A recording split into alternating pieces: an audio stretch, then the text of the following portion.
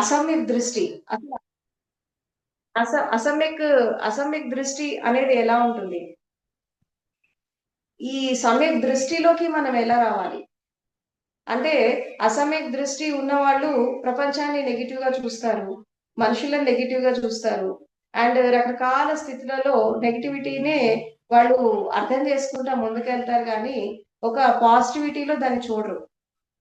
అంటే ఇప్పుడు for example ఒక ఇద్దరు వ్యక్తులు ఒకే దశలో ఉండి ప్రపంచాన్ని చూస్తున్నప్పుడు ఒకళ్ళకి అందం కనబడుతది. ఒకళ్ళకి కురూపంగా కనబడుతది. ఎందుకంటే ఆ అందం అనేది అందంగా చూసే వాళ్ళకి ప్రపంచం అనేది అందంగా ఎందుకు కనబడుతదంటే అందం అనేది వాళ్ళ మనసు లోపల ఉంటది. అండ్ అదేవిధంగా కురూపంగా చూసే వాళ్ళకి ఆ కురూపత్వం కూడా వాళ్ళ లోపలే ఉంటుంది. సో, ఈ దృష్టి ఎలా మార్చుకోవాలి అంటే, మానసిక పరివర్తన అనేది ఎవరి లోపలైతే జరుగుతుందో, వాళ్ళు మాత్రమే సత్యాన్వేషణ చేస్తారు. అంటే గతంలో ఉన్న అలవాట్లు, గతంలో ఉన్నటువంటి జీవిత విధానము, తర్వాత గతంలో మనం జీవించినటువంటి జీవితానికి స్వస్తి చెప్పి, నూతనంగా మనం ఎప్పుడైతే జీవిస్తామో, మన మానసిక పరివర్తన మనం ఎప్పుడైతే తెచ్చుకుంటామో, అప్పుడు ఏమవుతుందంటే, మన దృష్టి అనేది మారుతుంది. మనం జీవితాన్ని ఏ దశగా చూస్తున్నాము, ఏ దిశగా చూస్తున్నాము, మనం వెళ్తున్నటువంటి జీవిత విధానం ఎలా ఉంది, మనం ఎంచుకున్న లక్ష్యాలు ఎట్లా ఉన్నాయి, తర్వాత మనము డే టు డే రొటీన్ లైఫ్‌లో మన లైఫ్ అనేది మనం ఎలా లీడ్ చేస్తున్నాము, వీటన్నిటి పైన డిపెండ్ అయిపోయి మనము ఈ ప్రకృతిని గాని, ఈ స్థితిని గాని మనం దర్శిస్తా ఉంటాము. కాబట్టి అశాశ్వతమైన సత్యంలో శాశ్వతమైన దాన్ని శాశ్వతమైన దాన్ని మనం పట్టుకోవాలి అంటే, అక్కడ ఏం జరగాలి అంటే, మనం చూసేటటువంటి విధానం అనేది ఫస్ట్ మారాలి. అంటే ఇందాకన మనము లాస్ట్ సెషన్‌లో మనం చెప్పుకుంటున్నట్టు, ఇందాకన మనం ఏం చెప్పుకున్నాము? అంటే సత్యాన్ని సత్యంలాగా, అసత్యాన్ని అసత్యంలాగా, ఉన్నది ఉన్నట్టుగా అంటే మనసు కోరుకున్నట్టు, మనసు కల్పన చేసినట్టు కాకుండా, సత్యాన్ని ఉన్నది ఉన్నట్టుగా ఎప్పుడైతే చూస్తామో, మనం భౌతికంగా కనిపించేటటువంటి సత్యమే కాకుండా, దాని వెనకాల ఉండేటటువంటి ఆంతరంగిక సత్యం గూడా మనకు అర్థమవుతుంది. ఇప్పుడు పదార్థ సత్యం వేరు. తర్వాత ఆంశిక సత్యం వేరు. తర్వాత ఆంతరంగిక సత్యం వేరు. తర్వాత విశ్వం యొక్క సత్యం వేరు. అదేవిధంగా పారమార్థిక సత్యం వేరు, పరమ సత్యం వేరు. ఇవన్నీ కూడా స్టెప్ బై స్టెప్ చేంజ్ అయిపోతా ఉంటాయి ఆయా స్థితిని బట్టి. కానీ పరమ సత్యం అనేది ఎప్పుడు మారదు. అల్టిమేట్ ట్రూత్ అనేది ఒకటుంటది. అంటే భౌతికమైన స్థితిగతులు మారినా, భౌతిక ధర్మాలు మారినా, ప్రకృతి ధర్మాలు మారినప్పటికీ కూడా పరమ సత్యం అనేది ఎప్పుడు మారదు. అది అన్‌చేంజబుల్. అది ఎలా ఉంటుందంటే ఒక విధంగా చెప్పాలంటే తామరాకు మీద నీటి బొట్టులాగా నిర్లిప్తంగా, బురదలో కమలంలాగా ఒక ఒక వికాసవంతంగా అండ్ అదే విధంగా సూర్యుడిలో వెలుగులాగా అండ్ పంచభూతాల్లో ఒక ప్రాణశక్తిలాగా, తర్వాత పంచతత్వాలలో నిగూఢంగా ఉండేటటువంటి శక్తి తత్వంలాగా అదెప్పుడు శాశ్వతంగా ఉండిపోతుంది. సో, ఎప్పుడైతే ఈ భౌతికమైనటువంటి సత్యాన్ని చూస్తూ, చూస్తూ దాని వెనకాల ఉండేటటువంటి ఆంతరంగిక సత్యం ఏంటి అని మనం దాని కోసం అన్వేషణ చేసినప్పుడు ఏమవుతుందంటే, అప్పుడు మనకు రియల్‌గా జీవితంలో సత్యాన్వేషణ అనేది స్టార్ట్ అవుతుంది. అంటే ఎలా మనం దాన్ని చూడాలి అంటే, దానికి మనకి రకరకాల పద్ధతులున్నాయి. ఎంతసేపు భౌతిక దేహాన్ని, మనసుని చూడడమే కాకుండా, కొంచెం లోపలికి చొచ్చుకొనెళ్ళేసి ఆ హృదయం యొక్క స్థితి, ఆ స్పందనలు, ఆ స్థితిగతులు మనం చూడగలిగితే, దాన్ని మనం అర్థం చేసుకోగలుగుతాము. అంటే ఒక వ్యక్తిని చూసినా, ఒక చెట్టుని చూసినా, ఒక సంఘటనని చూసినా, తర్వాత ఒక పరిస్థితిని చూసినా, మనము కొంచెము దృష్టిని సూక్ష్మంగా చేసుకొని, కేవలము పెరిఫెరీగా కనిపించేటటువంటి సత్యమే కాకుండా, దాని వెనకాల ఉండేటటువంటి సత్యాన్ని మనం దర్శించగలిగితే, అప్పుడు మనకి ఈ యొక్క ఆంతరంగిక సత్యం ఏంటి మనకు అర్థమవుతుంది. ఎందుకంటే జీవితంలో ఒక సంఘటన జరగడానికి దాని వెనకాల చాలా కారణాలుంటాయి. మనం కేవలం సంఘటనను చూస్తాము. ఆ సంఘటనకు కారణమైనటువంటి వ్యక్తులను చూస్తాము. ఆ స్థితిగతులు చూస్తామే కానీ, దాని వెనకాల ఉండేటటువంటి కారణాన్ని మనము ఎప్పుడు వెతకం. ఒకవేళ వెతికినా ఏం జేస్తామంటే, ఆ కారణాన్ని పట్టుకొనే ఉంటాం గానీ, ఈ ప్రాబ్లమ్‌కి సొల్యూషన్ ఆలోచించి మనం దాని నుంచి బయటపడం. ఇప్పుడు కారణాలు అనేకం ఉంటాయి. అది మనుషులు కారణం గావచ్చు, పరిస్థితులు కారణం గావచ్చు, ప్రపంచమే కారణం గావచ్చు, లేతే మనమే కారణం గావచ్చు. ఏదైనా గావచ్చు. ఆ కారణాన్ని చూసి ఎందుకు జూడాలసలు కారణాన్ని?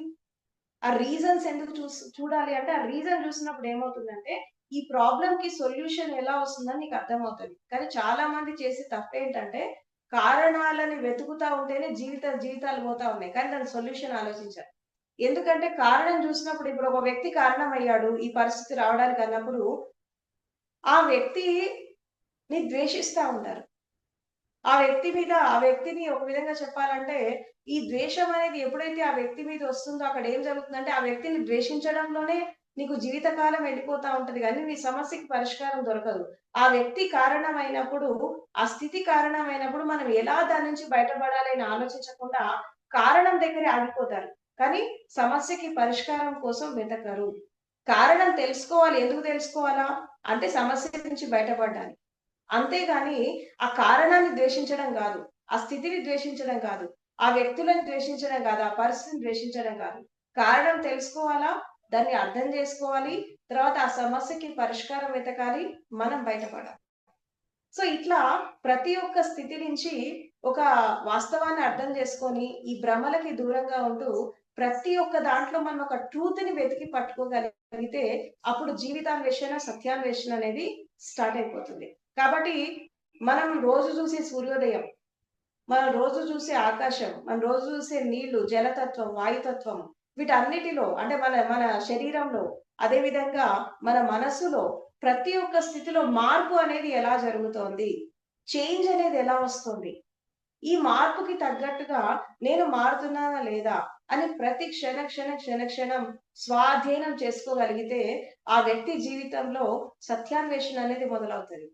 ఇప్పుడు మనం చూస్తున్నాం. ఇప్పుడు సూర్యుడు రోజు వస్తున్నాడు, అస్తమిస్తున్నాడు. ఉదయం వస్తున్నాడు, సాయంత్రం అస్తమిస్తున్నాడు. పగలొస్తోంది, రాత్రొస్తోంది. కానీ ఈ రోజొచ్చిన సూర్యుడు రేపు రావట్లేదు. రేపొచ్చిన వాళ్ళు ఎల్లుండి రావట్లేదు. ఎందుకంటే రోజు మార్పు జరుగుతోంది. అండ్ అదే విధంగా మనం గూడా నిన్న ఉన్నట్టు ఈ రోజు లేం. ఈ రోజు ఉన్నట్టు రేపు ఉండం. ఈ గంట ఉన్నట్టు మరో గంట ఉండం. ప్రతి క్షణం ఒక చేంజ్ అనేది మన లోపల జరుగుతా ఉంది. సో, ఎప్పుడైతే మనం ఈ మార్పుని గమనిస్తూ అంటే ఈ మారుతున్నటువంటి స్థితులలో మారనటువంటి తత్వం ఏదైనా ఉందా? అని మనం కొంచెం నిగూఢంగా దాన్ని దర్శించగలిగితే అప్పుడు మనకి సత్యం అనేది అర్థమైపోతది. కాబట్టి ఇది కొంచెం ఏంటంటే సూక్ష్మంగా చేసేటటువంటి ఒక అన్వేషణ. కాబట్టి జీవితంలో సత్యాన్వేషణ చేయాలన్నా, జీవితాన్వేషణ చేయాలన్నా ఫస్ట్ ఏంటంటే జీవితాన్ని అర్థం చేసుకోవాలి. ఇందాకనే మనం చెప్పుకుంటున్నట్టు జీవితం అంటే అశాశ్వతం. ఈ అశాశ్వతమైన జీవితంలో శాశ్వతమైన సత్యాన్ని అర్థం చేసుకొని, ఆ సత్యంకు జీవించడానికి దాన్ని మనం ఆకళింపు చేసుకోవడానికే మనం ఈ లైఫ్‌లోకొచ్చాము. ఆ సత్యం ఏంటి? అంటే ఒక విధంగా చెప్పాలంటే మనము ఈ బ్రతికి ఉన్నంత కాలం, ఈ జీవించి ఉన్నంత కాలము మన లోపల ఉండేటటువంటి మన యొక్క శక్తిని జాగృతం చేసుకొని, మన జీవితాన్ని జాగృతం చేసుకొని, మన లోపల ఉండేటటువంటి ఈ పొటెన్షియాలిటీస్‌ని జాగృతం చేసుకొని, ఆ సత్యంతో మనం ఎప్పుడైతే జీవిస్తామో, అప్పుడు లైఫ్ అనేది ఫ్రూట్‌ఫుల్‌గా ఉంటది. మనం ఇక్కడ ఎన్నాళ్ళు జీవిస్తాము? మన ఆయుష్ ఎంతకాలం ఉంది? ఇప్పుడు మన వయసు ఎంతకాలం మనం 10 సంవత్సరాలే ఉంటామా? సంవత్సరమే ఉంటామా? 5 ఏళ్లే ఉంటామా? అది అప్రస్తుతం. దానికి వయసుతో సంబంధం లేదు. అన్వేషణ అనేది ఎవరైనా చేయొచ్చు. కాబట్టి మనం నేర్చుకునేటటువంటి తత్వం ఉంటే చాలా నేర్పిస్తాయి ప్రకృతిలో. జీవితం నుంచి నేర్చుకోవచ్చు, మరణం నుంచి నేర్చుకోవచ్చు, ప్రకృతిని చూసి నేర్చుకోవచ్చు, విశ్వాన్ని చూసి నేర్చుకోవచ్చు, ప్రపంచాన్ని చూసి నేర్చుకోవచ్చు. ఈ నేర్చుకునేటటువంటి తత్వం అంటే ఆర్ట్ ఆఫ్ లెర్నింగ్ ఎవరి లోపలైతే ఉంటుందో వాళ్ళు మాత్రమే సత్యాన్వేషణ చేస్తారు. వాళ్ళు మాత్రమే జీవితాన్వేషణ చేస్తారు. అంటే ప్రతి ఒక్క సంఘటన నుంచి నేర్చుకోవడం. ప్రతి ఒక్క సంఘటన నుంచి ఒక సత్యాన్ని అర్థం చేసుకోవడం. ప్రతి ఒక్క స్థితిని మనకు తగ్గట్టుగా మనం మోల్డ్ చేసుకోవడం. దానికి తగ్గట్టుగా మనం మారడం. ఎప్పుడైతే మనము అర్థం చేసుకొని జీవిస్తూ ఉంటే అప్పుడు సత్యాన్వేషణ అనేది స్టార్ట్ అయిపోతుంది. కాబట్టి జీవితం వచ్చింది. మనం జీవితాన్ని ఆరంభించాము. ఇన్ని సంవత్సరాలు జీవితాన్ని జీవిస్తా ఉన్నాం. ఇప్పటికైనా గాని ఒక అన్వేషణ చేయాలి. ఒక రిసర్చ్ చేయాలి. ఒక మనిషికి జ్ఞానోదయం గాని, ఒక మనిషికి ఆత్మజ్ఞానం అయినా, బ్రహ్మజ్ఞానం అయినా, మేధస్సు అయినా, ఒక ఇంటెలిజెన్సీ అయినా ఎలా వస్తుంది అంటే అన్వేషణ చేయాలి. లైఫ్ అంటేనే రిసర్చ్. జీవితం అంటేనే అన్వేషణ. ఈ జీవితం ఆగిపోయినా అన్వేషణ అనేది కొనసాగుతా ఉంటుంది. దేనికోసం మనం అన్వేషణ చేస్తున్నాము? అంటే ఒక విధంగా చెప్పాలంటే ఈ అశాశ్వతమైన తత్వంలో శాశ్వతమైనటువంటి స్థితి కోసం మనం అన్వేషణ చేస్తున్నాం. ఈ అసత్యంగా కనిపించేటటువంటి ఈ ప్రపంచంలో సత్యవంతమైనటువంటి స్థితి కోసం మనం అన్వేషణ చేస్తున్నాం. దాన్ని మనం చెయ్యాలి అంటే తప్పకుండా అంతర్యాత్ర చేస్తూ అంటే ఇన్నర్ జర్నీ చేస్తూ మనం ఔటర్ జర్నీని ఎప్పుడైతే చేస్తామో అప్పుడు ఇన్నర్ ఔటర్ ఒకటే అనేటటువంటి స్థితికి మనం ఎప్పుడైతే వస్తామో అప్పుడు మనకి జీవిత సత్యం అనేది మనకు అర్థమవుతుంది. మన లోపల ఉండేటటువంటి సత్యం ఏంటి? ఇప్పుడు మన లోపల ప్రాణం ఉంది, పంచ ప్రాణాలున్నాయి, పంచభూతాలున్నాయి, పంచతత్వాలున్నాయి, 21 ఇంద్రియాలున్నాయి, తర్వాత ప్రాణశక్తి ఉంది. మనం ఎంతసేపు తెల్లారి లేస్తే ఈ శరీరము, మనస్సు ఈ యొక్క ఫ్లక్చుయేషన్స్ లోనే మనం జీవిస్తాం గానీ, అసలు మన లోపల పంచభూతాలు ఎలా పనిచేస్తున్నాయి, పంచతత్వాలు ఎలా పనిచేస్తున్నాయి, ఈ ప్రాణశక్తి ఎలా పనిచేస్తోంది, దీని గురించి మనం ఎప్పుడు గూడా అన్వేషణ అనేది చాలా తక్కువ చేస్తాము. ఒకవేళ మనకి తెలిసిన ప్రాణం ఏంటంటే శ్వాస ఒక్కటే. కానీ ఆ శ్వాస యొక్క స్థితిగతుల్లో మనం పోతూ ఉంటే, మనం దాన్ని ఎలా ఆకళింపు చేసుకొని మనం ముందుకు వెళ్ళాలి అని చాలా వరకు తెలీదు. దీన్ని మనము ఒక గైడెన్స్, ఒక మార్గదర్శకత్వంలో ఈ సాధనని నేర్చుకొని అంటే రియల్‌గా సత్యాన్వేషణ ఎలా చేయాలా? జీవితాన్వేషణ ఎలా చేయాలి? అని చెప్పి ఒక గురువు యొక్క గైడెన్స్‌లో ఎప్పుడైతే మనం ముందుకెళ్తామో, సో జీవితం అనేది చాలా ఫ్రూట్‌ఫుల్‌గా ఉంటుంది. కాబట్టి ఈరోజు టాపిక్‌లో మనము నేర్చుకోవాల్సింది ఏంటి అంటే ప్రతి మనిషి జీవితంలో పుట్టాక 4 కళలను నేర్చుకోవాలి. ఇదే సత్యాన్వేషణ అంటే సింపుల్‌గా ఏం లేదు. చెప్పాలంటే ఫస్ట్‌దేంటంటే ఆర్ట్ ఆఫ్ లెర్నింగ్. నేర్చుకునేటటువంటి కళ. అంటే ప్రతి ఒక్క సంఘటన నుంచి you have to learn something. రెండవది ఏంటి అంటే ఆర్ట్ ఆఫ్ లిజనింగ్. వినేటటువంటి కళ. తర్వాత మూడవది ఏంటి అంటే ఆర్ట్ ఆఫ్ లివింగ్. జీవించేటటువంటి కళ. ఏంటా జీవించేటటువంటి కళ? సింపుల్‌గా చెప్పాలంటే మన దృష్టి, మన మాటలు, మన సంకల్ప బలం, మన జీవిత విధానము, మనం ఎంచుకున్నటువంటి మార్గము సరైన దిశలో వెళ్తోందా లేదా? అంటే ఒక విధంగా చెప్పాలంటే జాగృతి జీవనం ఉందా లేదా? అనేది ఎప్పుడైతే మనము తెలుసుకొని జీవించగలుగుతామో అప్పుడు ఆర్ట్ ఆఫ్ లివింగ్ అనేది వస్తది. ఎవరికైతే ఆర్ట్ ఆఫ్ లివింగ్ వస్తుందో వాళ్ళకి నెక్స్ట్ ఏంటంటే ఆర్ట్ ఆఫ్ డైయింగ్. మరణించేటటువంటి కళ వస్తది. అంటే జీవితాన్ని ఎవరైతే పరిపూర్ణంగా జీవిస్తారో, జీవితాన్ని ఎవరైతే అర్థం చేసుకొని జీవిస్తారో, జీవిత పరమార్థాన్ని ఎవరైతే తెలుసుకొని జీవిస్తారో, వాళ్ళు మాత్రమే మరణం యొక్క సత్యాన్ని తర్వాత ఒక విధంగా చెప్పాలంటే మరణం యొక్క రహస్యాన్ని అర్థం చేసుకుంటారు. జీవిత రహస్యం ఎప్పుడైతే అర్థమవుతుందో, మరణం యొక్క రహస్యం అర్థమవుతది. ఈ రెండిటిని అర్థం చేసుకొని, జీవితానుభవాలను తీసుకొని, జీవితాన్ని పరిపూర్ణంగా జీవిస్తూ, ఆ పరమ సత్యాన్ని తెలుసుకోవడానికే మానవ జన్మ అనేది వచ్చింది. ఇది ఈ జీవితంలో ఉండే భౌతిక సుఖాలు, ఈ శరీరము, కష్టాలు, నష్టాలు, దుఃఖము ఇదంతా గూడా తాత్కాలికం. ఇదంతా వస్తుంటే పోతుంది. ఇది చచ్చేదాకా ఇవన్నీ ఉంటనే ఉంటాయి. బట్ ఇది ఉన్నప్పటికీ కూడా మనం శాశ్వతమైన దాని కోసం అన్వేషణ అనేది ప్రతి ఒక్కళ్ళు చేయాలి. అది ఏ వయసులో చేస్తారు, ఈ వయసా, ఆ వయసా అని కాదు. ప్రతి వాళ్ళు తప్పకుండా చేయాల్సిందే. ఎందుకంటే అశాశ్వతమైన వాటితో మీరు మింగిలే జీవిస్తే మీరు కూడా అశాశ్వతం అయిపోతారు. కాబట్టి శాశ్వతమైన దాన్ని పట్టుకోవాలి.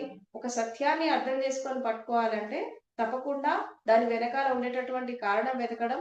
తర్వాత జీవితాన్ని అర్థం చేసుకోవడం. జీవితం అంటే దుఃఖము. దుఃఖానికి కారణం ఏంటి? కోరిక. ఆ కోరిక ఎందుకొస్తోంది? ఒకటి రాగము, రెండవది ద్వేషం అంటే తృష్ణ. తృష్ణ అంటే ఏంటి? రాగం అంటే నేను, నాది అనుకునే దాని పట్ల ఆసక్తి. నాకది దక్కకపోతే దాని పట్ల ద్వేషము. అండ్ ఈ రెండిటి నుంచి బయటపడాలంటే ఏం కావాలి? సమ్యక్ దృష్టి కావాలి. ఈ సమ్యక్ దృష్టి ఎలా వస్తుంది? అంటే జీవితాన్ని మనం చూసేటటువంటి విధానం అనేది మార్చుకోవాలి. ప్రతి ఒక్క సంఘటన నుంచి ఒక ఎసెన్స్ తీసుకోవాలి. తర్వాత ప్రతి ఒక్క స్థితి నుంచి శాశ్వతం ఏంటి? అశాశ్వతం ఏంటి? సత్యం ఏంటి? అసత్యం ఏంటి? మంచి ఏంటి? చెడేంటి? ఒక ఎనలిటికల్‌గా ఒక రిసర్చ్ మైండ్‌తో మనం ఎప్పుడైతే జీవితాన్ని జీవిస్తామో తప్పకుండా సత్యాన్వేషణ అనేది స్టార్ట్ అవుతది. ఎవరైతే జ్ఞానాన్వేషణ, సత్యాన్వేషణ చేస్తారో, జీవితాన్వేషణ చేస్తారో వాళ్ళు జీవించినప్పుడు సుఖంగా, ఆనందంగా ఉంటారు. వాళ్ళకి అంతిమ దశ కూడా బావుంటుంది. అండ్ అదే విధంగా వాళ్ళు ఆ పరమ సత్యాలు అంటే ఈ విశ్వం వెనకాల ఉండే సత్యము, ఈ ప్రకృతి వెనకాల ఉండే సత్యం, ప్రకృతి రహస్యాలేంటి, ప్రకృతి సూత్రాలేంటి, విశ్వ రహస్యాలేంటి వీటన్నిటిని కూడా వాళ్ళు ఛేదించగలుగుతారు. కాబట్టి లైఫ్ వచ్చింది సత్యాన్వేషణ చేయడానికి, జీవితాన్వేషణ చేయడానికి. ఈ అశాశ్వతమైనటువంటి ప్రపంచంలో, అశాశ్వతమైనటువంటి శరీరంలో, శాశ్వతమైనటువంటి తత్వాన్ని పట్టుకోవడానికే మనకి లైఫ్ వచ్చింది. దీన్ని మనం అర్థం చేసుకొని ఎప్పుడైతే ముందుకెళ్తామో, అప్పుడు లైఫ్ అనేది చాలా ఫ్రూట్‌ఫుల్‌గా ఉంటది. అండ్ మనం అందుకున్నటువంటి సత్యము, తర్వాత మనం ఎంచుకున్నటువంటి జీవితం నుంచి వచ్చినటువంటి ఫలితాన్ని ప్రపంచానికి అందించి వెళ్ళాలి. ఇదే ప్రతి మనిషి యొక్క జీవిత లక్ష్యం. కాబట్టి దీన్ని అర్థం చేసుకొని ముందుకెళ్ళండి. ప్రతి స్థితిలో, జీవితంలో జరిగే ప్రతి సంఘటనలో ఒక సత్యాన్ని అన్వేషించండి. దాన్ని నిగూఢంగా ఉండేటటువంటి దాని లోతుల్లోకెళ్ళి దాని యొక్క కారణాన్ని పట్టుకొని దాని నుంచి మనము ఒక లెసన్ తీసుకొని, గుణపాఠం తీసుకొని జీవితంలో ముందుకెళ్ళేలాగా మీ జీవితాన్ని మోల్డ్ చేసుకోండి. లైఫ్ అనేది ట్రాన్స్‌ఫార్మ్ అయితా ఉంటది. పరివర్తన జరుగుతా ఉంటది. పరివర్తన అనేది ప్రకృతి యొక్క నియమం. మార్పనేది ప్రకృతి సహజ ధర్మం. ఈ మార్పుకు తగ్గట్టుగా మనల్ని మనం మోల్డ్ చేసుకొని, జీవితంలో జరిగే ప్రతి సంఘటనని స్వీకరిస్తూ, దాని లోపల ఉండే సత్యాన్ని అర్థం చేసుకుంటూ, మనం ఒక ఫ్రూట్‌ఫుల్‌గా లైఫ్‌ని ముందుకు తీసుకెళ్తే, ప్రతి వాళ్ళు కూడా జీవించినప్పుడు ఆనందంగా ఉంటారు. ఆఖరికి రేపు మరణం వచ్చినా అదొక సెలబ్రేషన్ లాగా ఉంటుంది. కాబట్టి ఒక మనిషి జీవితాన్ని అర్థం చేసుకోవాలంటే అసత్యం నుండి సత్యానికి రావాలి. అంధకారం నుండి వెలుగుకి రావాలి. అండ్ మృత్యువుని కూడా అతిక్రమించి ఒక ఇమ్మార్టల్ లైఫ్‌లోకి వెళ్ళిపోవాలి.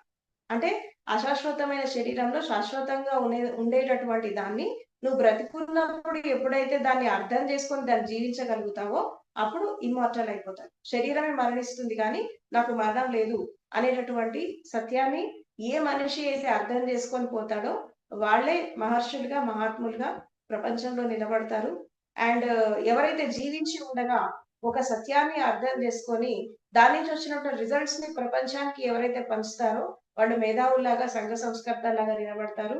సో, జీవితం అనేది ఎటు తీసుకెళ్ళినప్పటికీ గూడా ఒక సత్యం వైపు తీసుకెళ్ళాలా, ధర్మం వైపుకు తీసుకెళ్ళాలి.